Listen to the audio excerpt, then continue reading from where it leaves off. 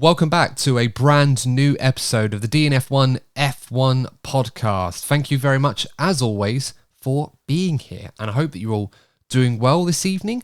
And we're back again.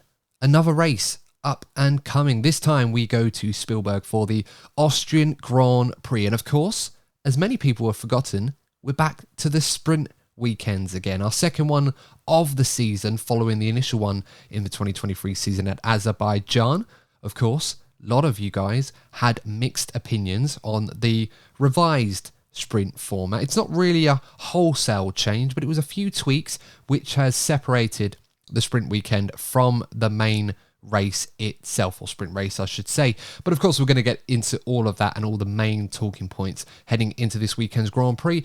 As always, for the race previews, we are joined by Courtney Pine and Lee Wallington. Gentlemen, first of all, how are we doing, and are we looking forward to the next instalment of the F1 sprint weekend? Courtney, let's come to you first. I can't wait. It's going to be the highlight of the season for me. I can't wait for the atmosphere. I can't wait for the visual effects we're going to see on track. And yeah, I can't wait for a circuit that's going to throw up loads of surprises. So bring it on.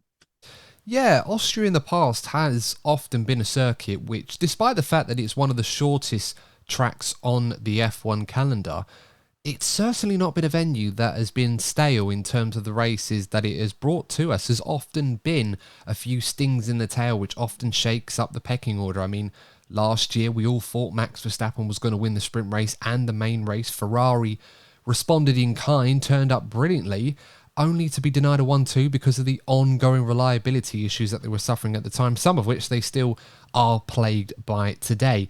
Lee, how are you doing, mate? And what can we expect this weekend, if we can make any sort of bold predictions early on about the Austrian Grand Prix weekend?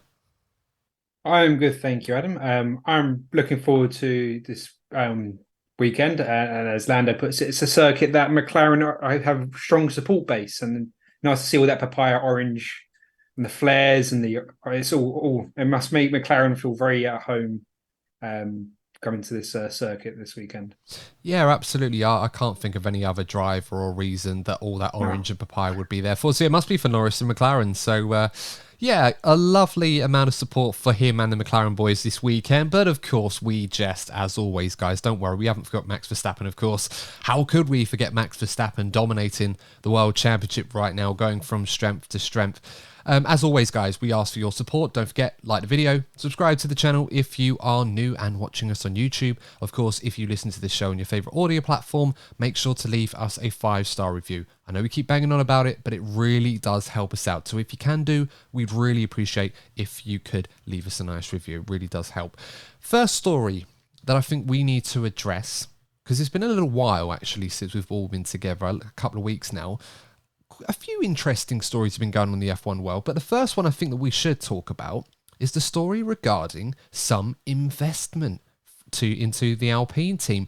Now, the news came out on the F1 website just yesterday. Obviously, we're recording this on a Tuesday evening, and the news story goes that Alpine have secured a €200 million cash injection from a group of investors, including Hollywood actor Ryan Reynolds. Now, of course, that's a name that a lot of you in Britain will be familiar with, as Ryan Reynolds and Rob McElhenney are investors in Wrexham Football Club. And of course, Rob is involved in this too, with Michael B. Jordan, of course. So a very star-studded lineup of investors investing in Alpine, and they're going to be supporting the French manufacturers or French team's sporting ambitions in Formula One.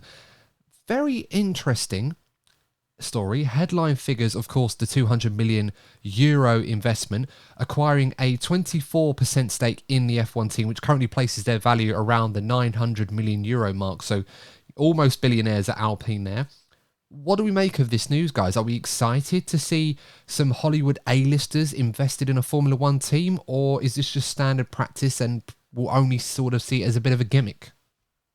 I think if you have a look at what they've done for Wrexham and how they've changed the marketing and actually the image of a club, and no disrespect to Wrexham, they're they come from a small mining community, so they weren't a glitz and glamour team. And ever since Reynolds and co have taken over, they're starting to become a bit more of a household name. They'll be almost known worldwide. And I feel that we need that kind of unique character that people like Ryan Reynolds bring along for the F1. Because look, as much as we love F1, there are still elements of that sport that are still relatively stale. So look, you have to have an element of professionalism, but I do feel that for the Alpine team, again, they've been a little bit stagnant lately. They need a lease of life, and I feel that this consortium of people that are taking over should give them that lease of life that they really need right now. Yeah, I mean, it's an interesting story, and I think, as you mentioned, Courtney, before, there's a lot of untapped character, I suppose, or untapped character development that is required in Formula One that F1 is really branching out now on a marketability perspective, especially in the States. I think that's a market that F1 is really looking to tap into and has already made great strides in so far since Liberty Media came into the sport. And now we're going to some other venues.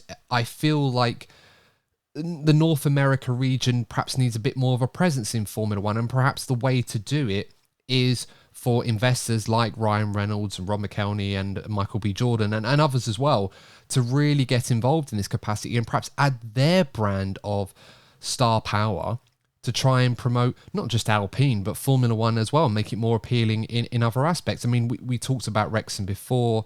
You know, we're all football fans here.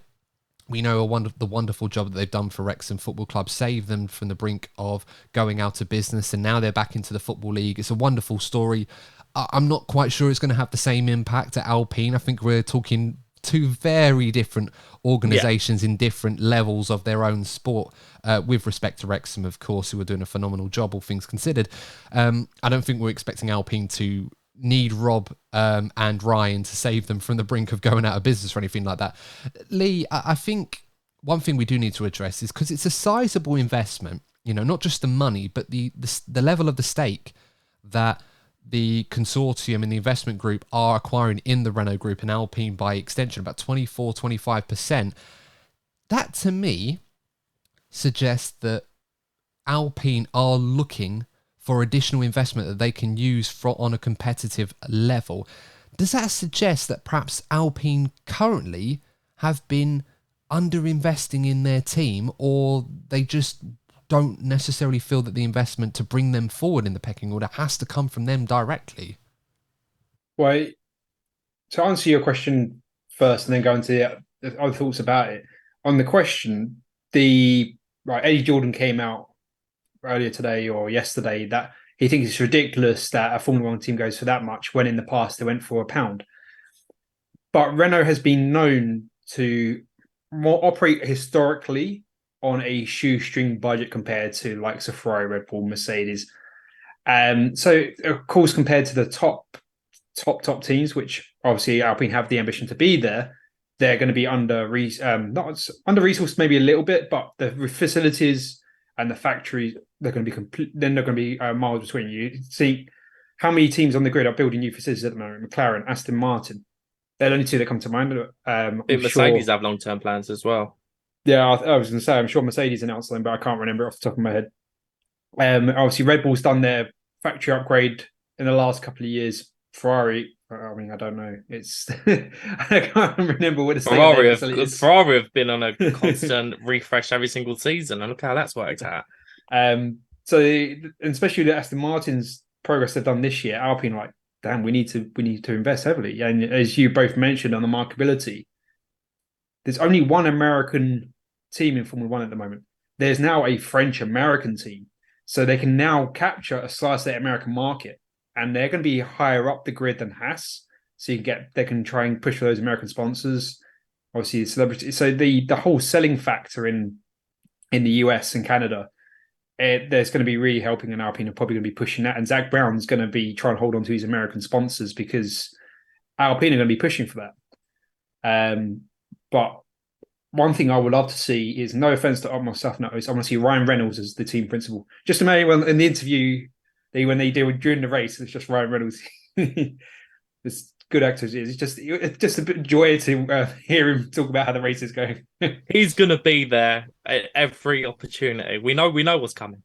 Yeah, I mean, anyone that's followed the Wrexham story will know that Ryan and Rob in particular aren't investors that just, send over the checks and that's it, really. They were very heavily involved. They were very passionate about the project. Now, a Formula One team and a football team, there's different levels of passion in there. I don't necessarily know that the direct connection that they can have with the fan base at Alpine is going to be the same as it is with a football club like Wrexham, for example. That being said, I'm very much expecting to see them quite heavily involved in this project. And it's quite exciting as well for Formula One. As you said, Courtney, it brings a whole new element to this star power that F1 as an entity has always had in that regard, being the travelling circus that we've always known it to be. But it is growing to a new, new dynamic is a better way of putting it. With some of the new venues that we're going to, particularly in the States. And I feel like investors of this particular brand will help it grow even further. Of course, Lee, as you rightfully mentioned as well, that there is a competitive element to this, and Lauren Rossi has mentioned that this investment will be utilised to try and propel Alpine up the pecking order, something that I think we can all agree has been long overdue at Alpine, and I think we have to take it for what it is at face value. This is a good thing for the sport. This is good for Alpine. It's more money coming into the team, despite the fact that Eddie Jordan feels that 200 million is a little bit more inflated than perhaps what he'd expect an F1 team to go for these days, or at least a small stake in it. But we'll have to wait and see how this pans out. But exciting times. Perhaps it will start a trend for other teams to acquire similar investments. We'll have to wait and see. Let us know your thoughts, guys. Are you excited by the news with Alpine? Let's move on to the next news topic. And an interesting new technical directive is being introduced by the FIA, and the technical directive number 45 is being brought in by the FIA to combat the loophole where in the past F1 teams have been able to utilise intellectual property from affiliated projects outside of F1. They are now going to be included in the cost cap budget. Now, of course, some of you hearing that will wonder, well, where has this all come about? Cast your minds back over the last few years. We've been seeing a lot of F1 teams, mostly the big four and, Alpine and McLaren as well. I think it was more McLaren actually than Alpine. Yeah, McLaren. And the big four teams in Ferrari, Mercedes, Red Bull and Aston Martin. They've all been involved in affiliated projects in the last few years outside of F1. And there has been accusations or investigations as to how much intellectual property they have been able to transfer from those projects onto the Formula One project without, of course, incurring any costs as per the cost cap budget. Now, just to name a few examples, we've got Aston Martin with the Valkyrie project, which of course was in tandem and connection with Red Bull, Adrian Newey, and of course Rob Marshall, who's recently left Red Bull to go over to McLaren. McLaren with Formula E, for example. Ferrari with the LMP hypercar project, which won at Le Mans. And Mercedes as well. Guys, you might have to remind me what Mercedes are involved in. Super Yacht, that's it, with James Allison. Sorry, I completely forgot. It's been a long day. My mind's like mush. But yes, thank you for the save on that one, guys. And I can totally understand what what the FIA are trying to do here. There is certainly an element that could suggest that intellectual property from these affiliated projects have been used in Formula One in recent years. And of course, they haven't been charged to them against the cost caps. So that's something they want to tie up. And of course, according to the statement from the FIA, the cut-off point is the 1st of January 2023. So that does have the potential, guys, to further limit the spending of those teams involved if they don't want to breach the cost cap this time around. So a bit long-winded, that explanation in, guys. I do appreciate you sticking around for that one. But Courtney, Lee, what are your thoughts on this? Is this a good thing, or is this just another one of those things where the bigger teams are just having their heels snapped just because they have an advantage on everyone else for exploiting a loophole, if you like? I'll be honest, I've got splinters in my bum when it comes to this one. I'm firmly on the fence. The reason being is I understand the frustrations from some of the other teams that feel that they're at a disadvantage because of the other projects that some of the bigger teams are a part of. But at the same time, I feel that with the cost cap measures that are brought in, I think so much has already been done already to sort of stifle the innovations that we are seeing in F1. And it's something that we've always had to be conscious of, that and it's something that I'm sure that every single one of us as F1 fans, you have this sort of tug of war in your mind and thinking, what do you want from the sport? And because there are two big things. It's not only the entertaining racing, and I know there's going to be people thinking, well, you moan about this all the time. It's not just the entertaining racing, but it's also celebrating innovation. And this is why I said before, and I caught you off guard with the Splinters comment, but this is exactly why, because I feel that this topic is a prime example of that conflict of interest that we're regularly dealing with when it comes to F1.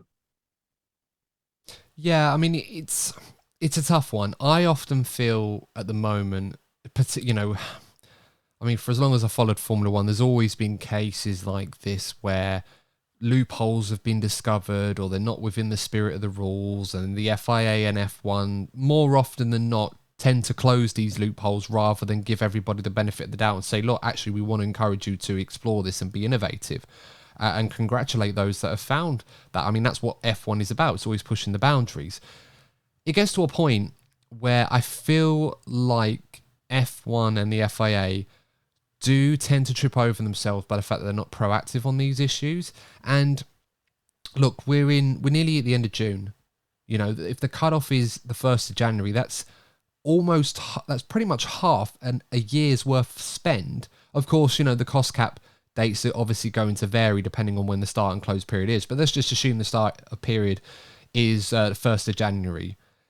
You've basically got half a year's worth of potential spend for affiliated projects and intellectual property, which you're now going to have to add to your cost cap. There could be some cases where that sends teams into a very dangerous position where they could be breaching the cost cap. Now, if we get to 2024, when we will find out the results of this year's cost cap spending, and we find that these 5 teams in particular have all found to have breached the cost cap as a result of this new technical directive, how do you administer a fair punishment onto them? Pick them all out the championship. Well, yeah, I mean, in this way, will Alpine still win the championship? They better, because otherwise they're going to look really stupid. Find a way to mess it up. Maybe.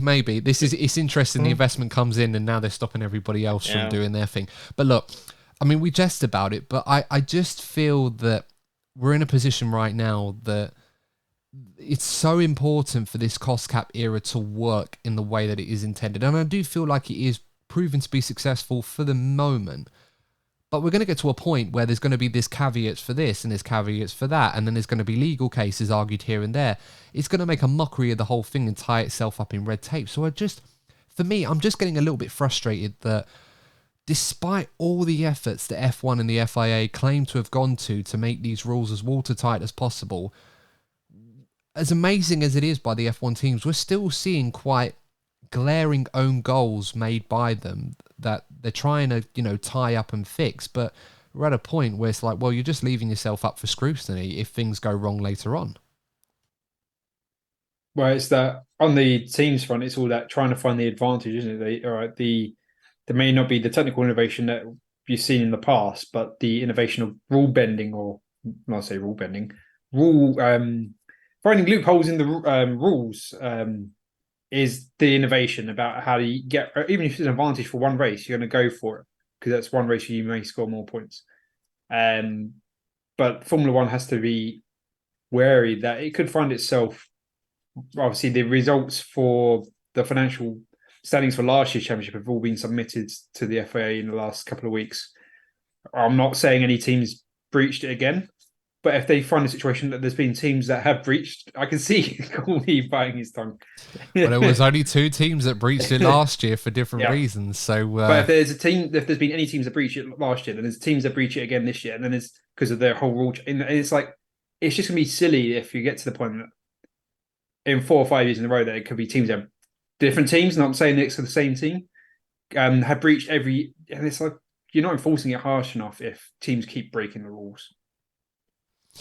Yeah, absolutely. As I said, I think they need to be more proactive. I mean, affiliation with intellectual property on other projects, I know it's a big deal, when I heard that, I thought, well, we've known about this for some time and stuff like that. And we've mentioned that, is this something that teams have been able to benefit from outside the cost cap? It almost seems like a very obvious thing that they've just decided, actually, we need to do this. And I often feel that these rules and regulations that are being set, they live and die by how well they are enforced and how well they are structured. And if teams, look, these people are geniuses, they're brilliant in these F1 teams, they're always going to find new ways to exploit these loopholes. I'm sure there are lawyers left, right and centre going through all of this to find ways in which the teams can gain an advantage. And it's brilliant to see. But at the same time, you do have to hold the referees, if you like, to account on this and say, well, look, guys, if your rules are being exploited and loopholes are being found left, right and centre, then what are you even enforcing here? It's ridiculous.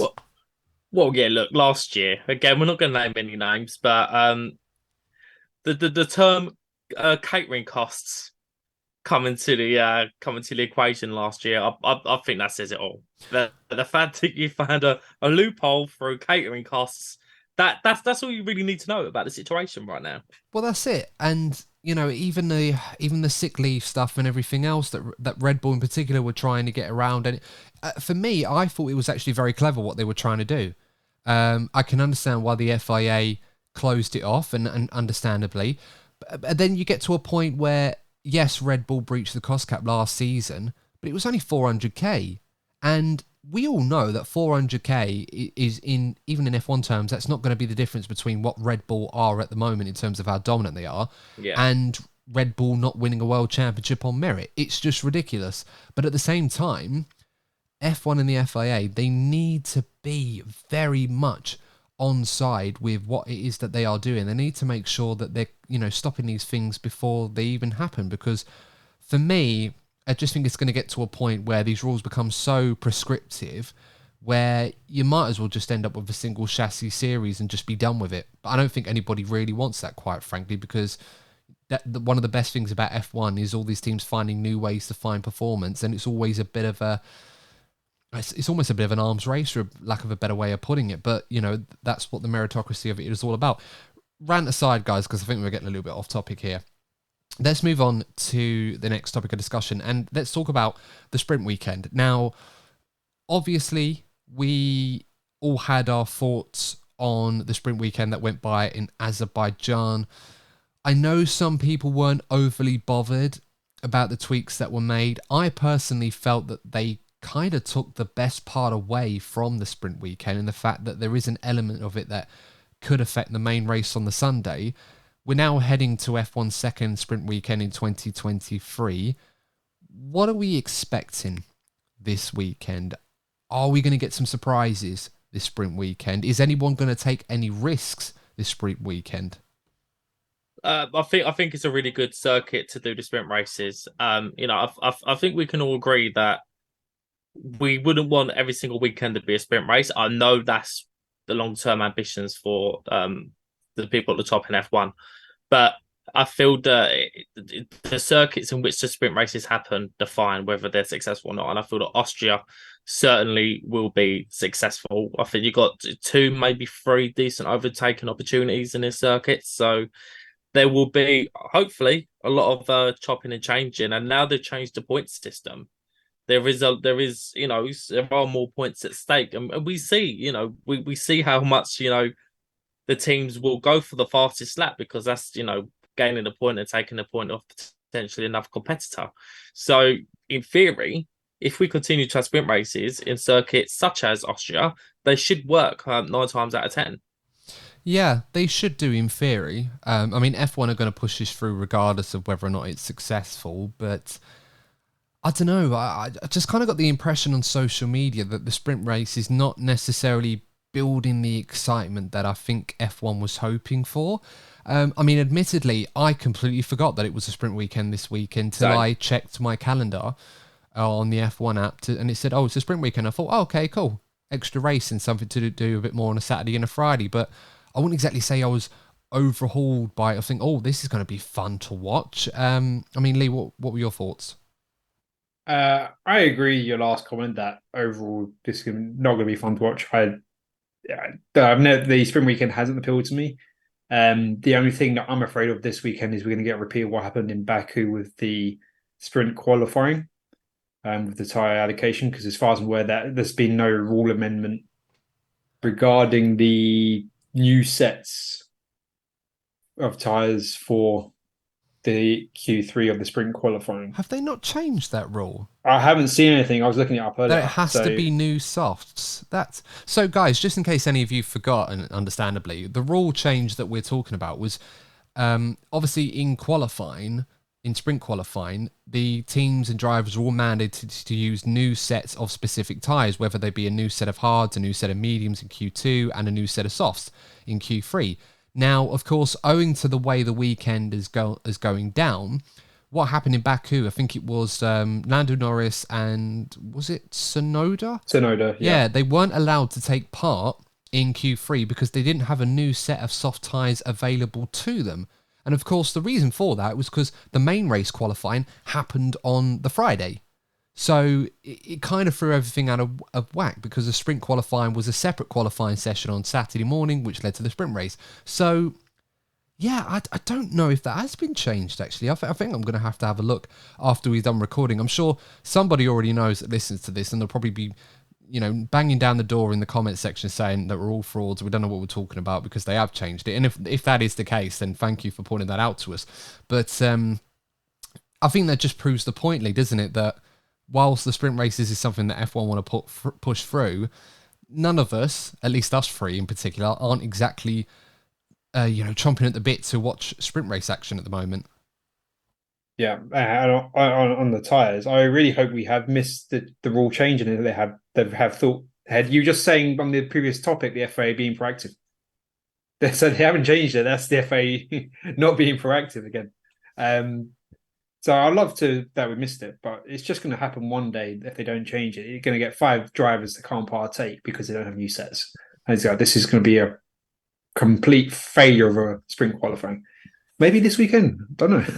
I mean, it would be funny if some of the teams themselves forgot that this was actual thing, and then they were like, "Oh, wait, we can't actually go out now because we haven't got a fresh set of softs to use." So, yeah, I'm not a fan of this new format. I feel like sprint races were better the old way, without the tweaks involved. I know they want to try and make sprint races its own separate thing, but at the same time, I felt like it's taken away the best part of the sprint weekend, which it does provide an element of jeopardy for the main race. So I think we'll just have to make do and see how it goes this weekend. And hopefully, if this rule is still a thing, that all the teams are aware of it and they don't put themselves in a position where they can't qualify in Q3.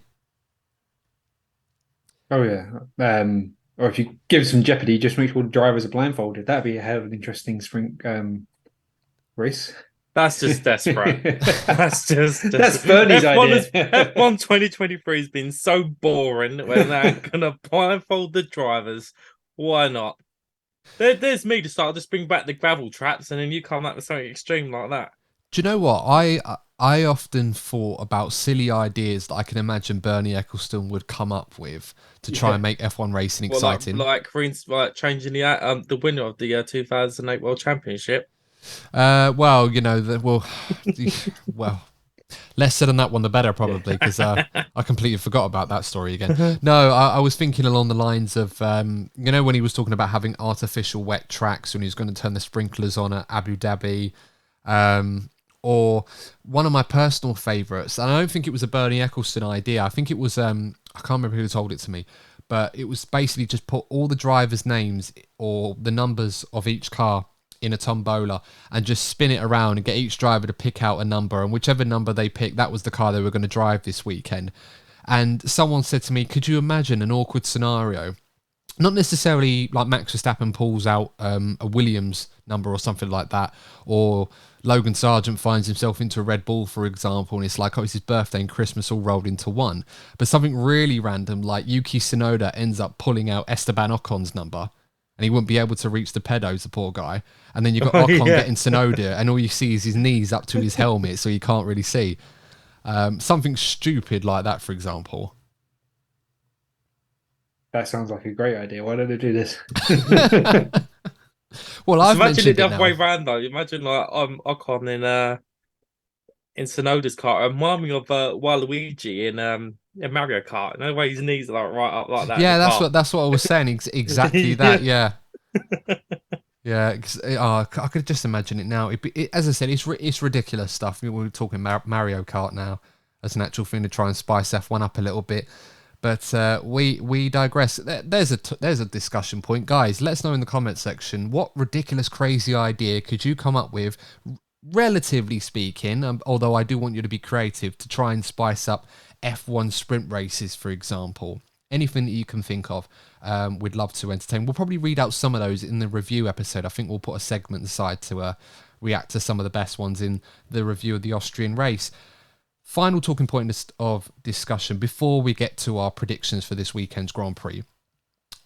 One story I did see was about Yuki Sonoda. We mentioned him already. Had a bit of an off-field race with Max Verstappen before the Austrian Grand Prix in a couple of like Dakar-esque rally cars, I think it was. And Yuki, once again, like he did in the kart race with the Red Bull and AlphaTauri drivers, Yuki got the better of Max Verstappen. So looks like Max Verstappen is beatable, but just not in an F1 car at the moment. And I think we should talk about Yuki, given that this news came up about him, bettering Max Verstappen in off-road machinery.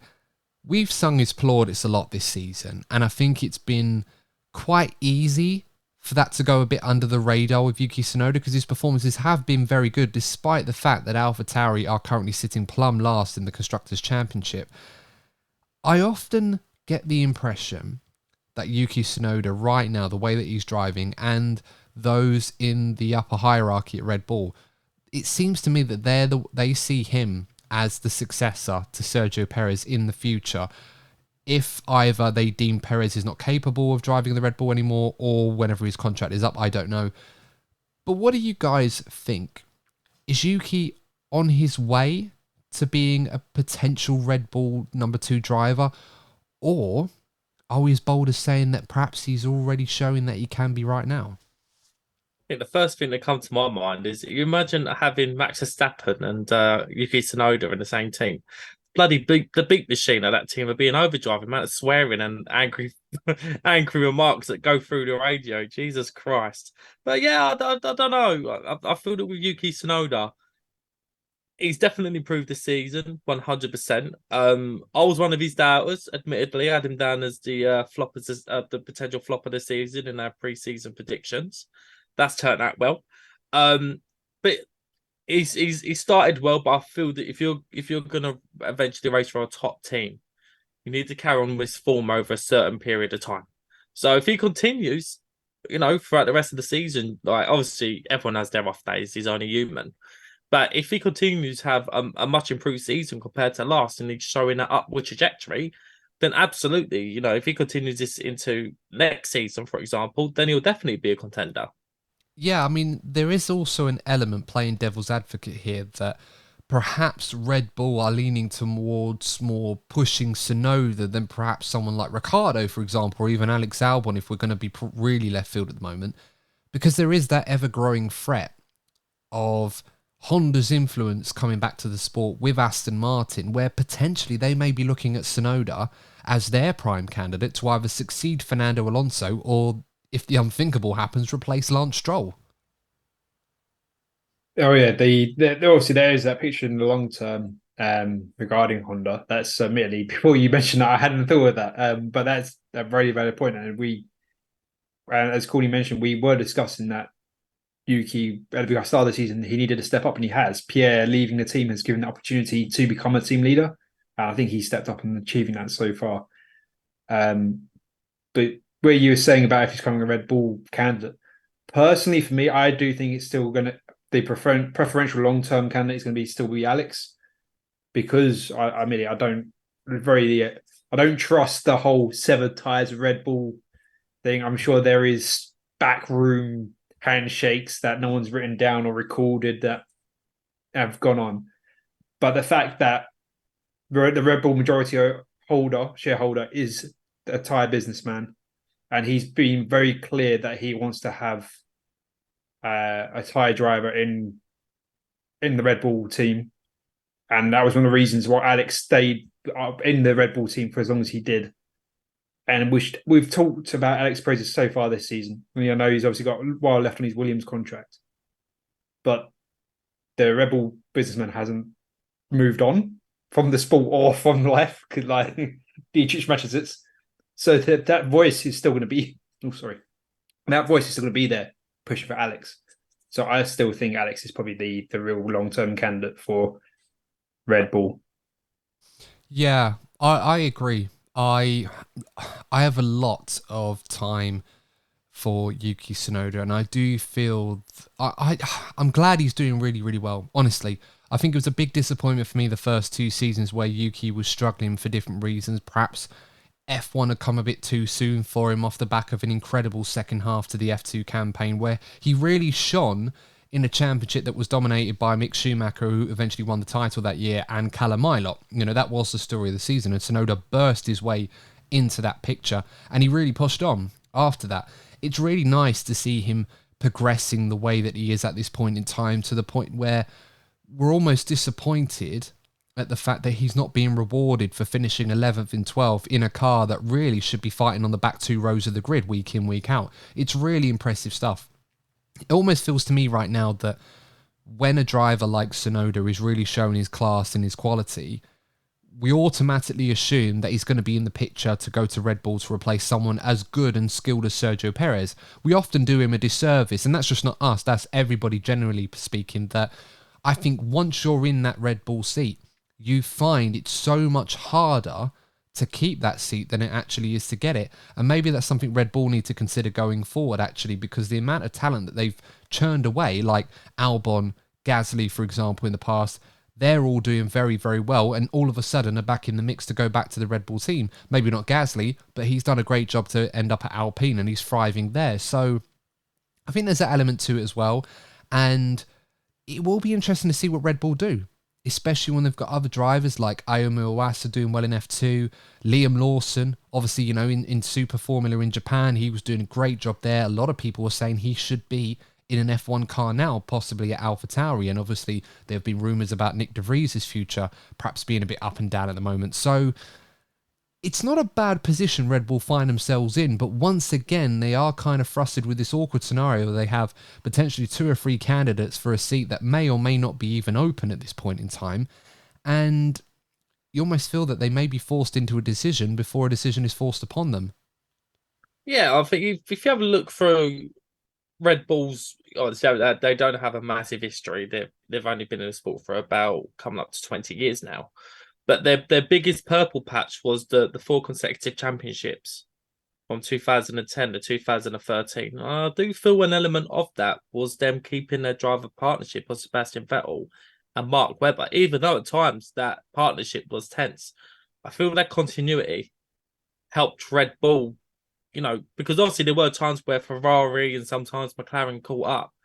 But I just feel keeping that same team, whilst the others kept on going back to the drawing board, keeping that same lineup actually helped Red Bull stay as competitive as they were. Yeah, I think so too. I mean, we haven't even talked about Ricardo in this mix as well, and he's meant to be doing a tyre test at the British Grand Prix for Red Bull, apparently. So that is going, well, not the British Grand Prix at Silverstone, I should say, but that is going to be interesting, because I think whilst a lot of people have been saying that Ricardo in the simulator, when that started out, it didn't exactly go according to plan. I think one of his entourage said it was effing dreadful, to paraphrase what they were saying. But clearly the fact that Red Bull are allowing Ricardo to do this tyre test suggests that things have been getting better. Perhaps he is starting to show the pace that I think Red Bull were hoping that he still had in him. And maybe this is an opportunity to throw his hat in the ring to say, look, I've still got it. You know me. This is where I belong. Give me a chance. And, you know, he may still have that star power in him in the car that he was so successful in years ago. So there's always going to be those elements there. It's not going to be an easy decision for Red Bull to make over the next couple of years. I don't think we should get carried away saying, oh, Max is going to have a new teammate next season. But it could be something for Perez to think about going forward. But there are plenty of options there. I just wonder if, as mentioned already, the external circumstances like Aston Martin, for example, or something goes on at AlphaTauri might force Red Bull's hand a little bit sooner than they probably would have liked. There seems to be a natural lifespan here for someone like Sergio Perez. And when that is over, it could be the right time to move someone in. I just wonder if Red Bull can be afforded that amount of time to see it through before something else happens. Yeah, they've got a window of time before the circumstances, but as you said previously, that Honda question is the really big one that Red Bull have to be concerned about. Not obviously outgoing as an engine supplier, but the obviously the Yuki question. And it's always better to be proactive than reactive. Yeah, I'd just like to chip in before we move on. I think the other thing we were talking about long term is right now they can afford to have Sergio Perez be generally not in a purple patch we expect him to be, because Red Bull have such a strong advantage over their competitors. Let's say, next season, maybe the season after that, the likes of Mercedes, Aston Martin, maybe even Ferrari catch up. They can't afford to be dropping those points. So this is where Red Bull need to think about their long-term strategy. If they see a trajectory of the other teams catching up, that might be something I need to consider moving forward. Absolutely. So let's move on to our predictions element of our race preview. Now, for those of you that haven't been following us for that long, we do predictions based on specific categories for the race weekend. Of course, we score points against all of those, and at some point I will tot all of those up so we find out how we're actually doing over the course of the season. So I will give you an update on that one pretty soon, how we're doing at the moment. But the first category is the best surprise this weekend, and that is for the driver that we think is going to provide the best good surprise this weekend. So let's go to Lee first on this one. Who is going to be your best surprise this weekend? Well, it's not so much a driver, it's a team overall, but Ferrari, I think, are going to be the best surprise. And that is because operationally, they had a good weekend last time out. And I actually think they're going to go with a bit of confidence into this weekend, going, actually, we can do a good strategy. We haven't forgotten how to go racing. Our upgrades seem to work based on the one circuit or two races we've had. We're understanding our tyres a bit more. Let's see if we can do it. And they're going to be, I think they're going to be in the fight for the podium. And I think it's going to be a very pleasant surprise. On the subject of Ferrari, I heard a little rumour that they were doing a filming day at Fiorano this week, and they used that to test the new floor that was coming on this car with new entrance slots that are very similar to what Red Bull adopt and have proved so effective for them.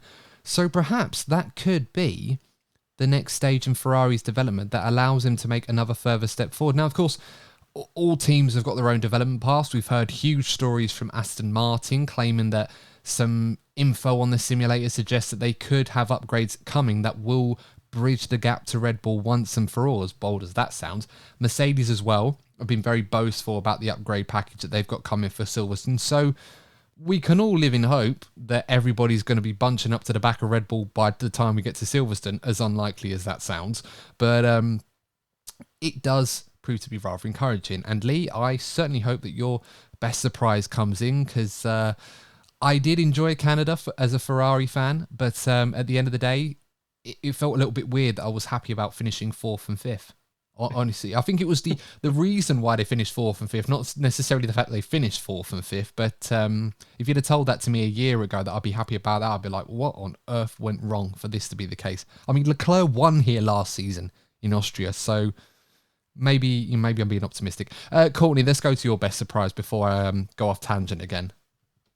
Max Verstappen's going to DNF because his car's going to go through a big puff of orange smoke. It's going to mess up with the combustion. Those Lando Norris fans, just can't help themselves. Do you know what? My surprise isn't going to be a surprise. Hear me out after I say his name. I'm going to say Lando Norris. Reason why I say Lando Norris is because even though, and I said this in a review in Canada, despite the finishing position that he had, he actually drove exceptionally well.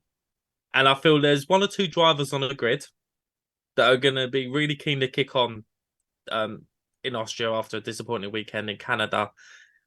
And it did really well in Austria. We're talking about drivers who, did well in the club, and obviously Verstappen.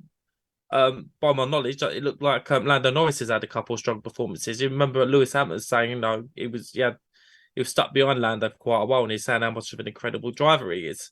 And that happened in Austria. That's where I feel when the driver's been around for a few years, start getting an idea of their stronger tracks. And this is always a track that Lando's done well in. Yeah, I like that. This could be another strong weekend for Lando Norris and McLaren. So, let's hope he comes in. My best surprise, Alex Albon. After what happened in Canada, obviously Williams put the upgrade package on his car. I think Logan Sargent has to wait until after Silverstone to get that on board, if not at Silverstone. So Alex hopefully will make full use of it. That Williams is very good in a straight line. We know there's quite a few speed traps at the Austrian race, a few mid to high speed corners in the middle sector, but I think they're not really overtaking opportunities. So perhaps Alex, if he can qualify well, will have another strong weekend. So hopefully that comes in. That's a good one. Yeah. Flop of the weekend. Courtney, let's go to you first. Who's going to be the flop of the weekend? I'm going to say Nico Hulkenberg. Yeah, I can't really look further past the Haas's on this one, I'm afraid. So yeah, but I'm going to say K-Mag, just to change things up a bit. Well, I'm not going to do a Haas driver. Mine is going to be Lance Stroll. Ooh, go on, Lee. Oh, here we go. I think the pressure in Aston Martin is now starting to build. Lance has had the benefit of being in a very secure seat, and the reassurances from obviously his father regarding the safety of that seat and his performances. And he's beaten his teammate, which is the most important thing to do in a team. He's come up against Fernando, he's losing. There's pressure building from other stakeholders that came out last week about the discussions that they feel that Lance isn't delivering. And I don't think Lance has been in a position for a long time where he's been under pressure. And I think he's going to, especially as the other teams are closing in, so Aston Martin, he's going to be behind and be at the wrong end of this Aston Martin sandwich, so to put it. I'd like to say something, right? So we have a group chat on obviously we have a group chat for this podcast.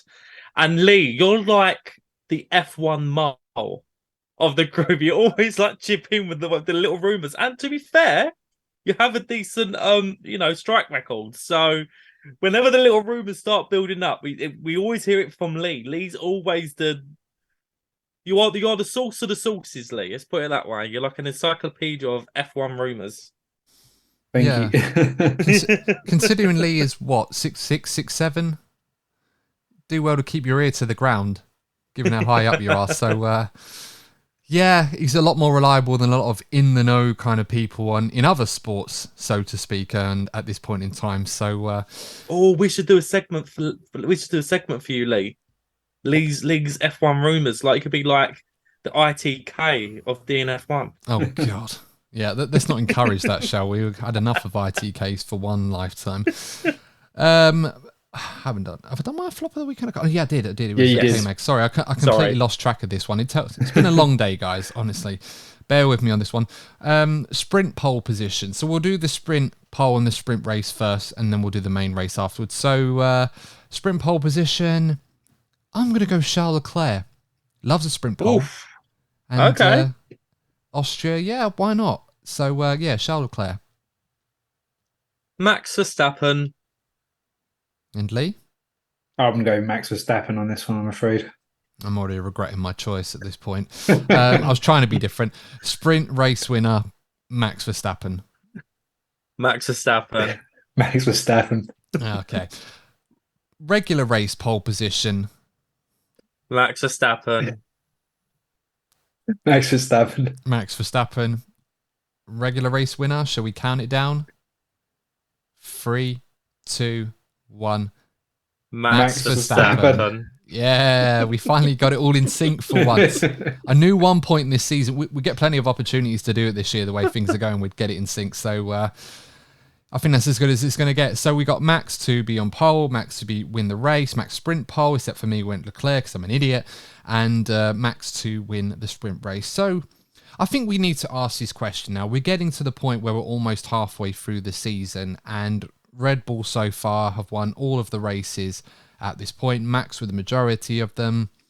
Can they really go the whole season without losing a race? It feels like every week goes by, it's becoming more and more likely that it will happen. I feel that they will get towards the end of the season. We saw it with Mercedes had that, that one off in Brazil. And Red Bull with the wind tunnel penalty coming along, and attention will start going to next year's car.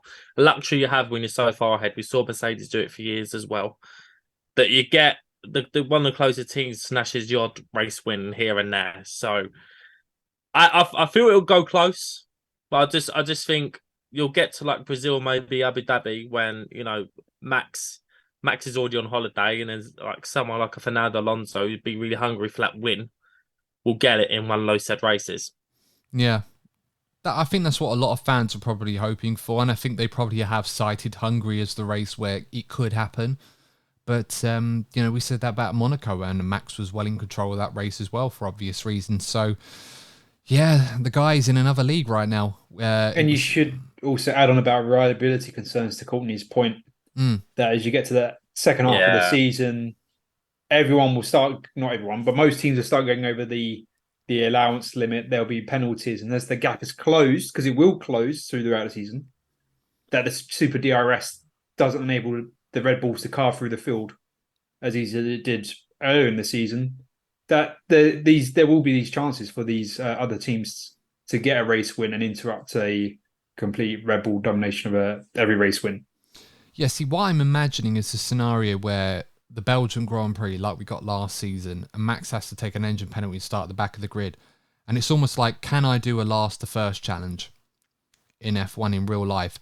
And the scary thought is, if we remember how that went down last season, when I think, what was he, like P14 or P12, and he ended up first after about 8 or 9 laps, which was ridiculous. Yeah.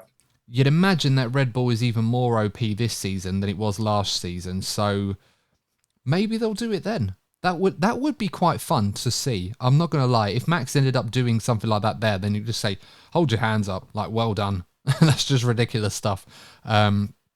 It would feel quite bad if the rest of the field to see that happen. But, that's where F1 is at the moment. Let's do the podium now. So we've all got Max Verstappen, unsurprisingly, to win all the races. Who's coming second and third? Courtney, let's come to you first.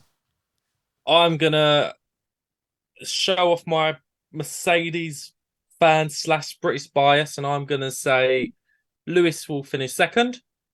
And I think Sergio Perez will have a slight improvement. And also, I do feel that this circuit will suit the strengths of the Red Bull.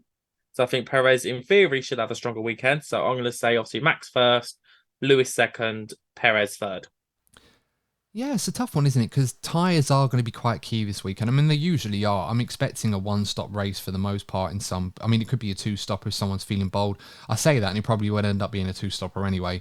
But that does suggest that Perez could be in his element. I think he needs to be. He's had a few difficult weeks, so he does need to try and pull it all together.